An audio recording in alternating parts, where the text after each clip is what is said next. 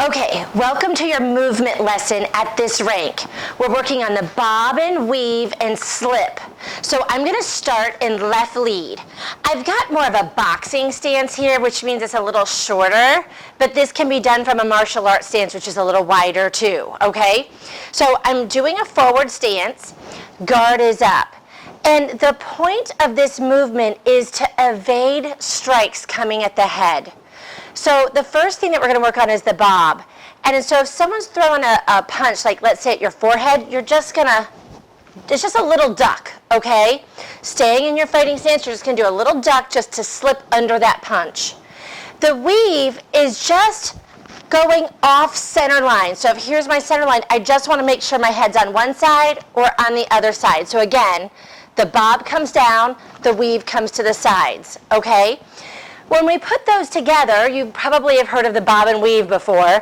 You're literally going to duck and move at the same time. So if there was a punch coming right at my nose, I'm going to come right up underneath it. Okay? Sometimes we'll hear that called slipping the punch. A slip is like a modified version of that. It's very similar, but it's just a slight movement. So, and it could drop down or come to the side or come back. So again, you have the bob, the weave, the bob and weave, and the slip. Okay, so let me show you that from left lead again from the side.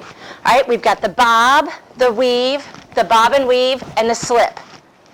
And again here, the bob, the weave, the bob and weave, and the slip. And then finally from this side, we got bob, weave, bob and weave, and slip. This motion is going to help you mostly when you're working with a partner. But for now, get used to doing it in both left lead and right lead. Just get comfortable keeping your hips underneath you. You want to avoid doing any major motions. If I weave way out here, notice that I'm off balance, and it would be easy if I just got lightly touched by my sparring partner for me to be off balanced. At all times, you want to keep the weight evenly distributed between the legs. Keep the hips directly in the middle of both feet, and you want to keep your shoulders over your hips. So it's really just a slight head motion, engaging the core and bringing yourself right back to center. So practice that before we add anything else to it. Thank you for watching. Enjoy your training.